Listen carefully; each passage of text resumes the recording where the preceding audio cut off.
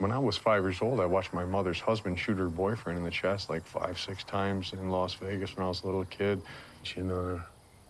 They sent me to a forensic center for it. They said I was a fucking psychopath because I wouldn't show emotion. They sent me a chair and they showed a doctor with a straight blade and then a woman, and then he reaches over in front of her and he opens her heart and he cuts it with the straight blade.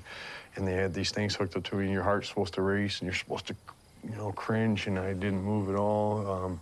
How do you think it has affected your life, witnessing all this violence and even seeing a person get shot? If I could stand outside of myself and look in, I'm sure I would see the effects that it had. But to me, it's normal because it's the way that I've lived. I've had a job I got paid to do one time to follow a guy for 2 or 3 days.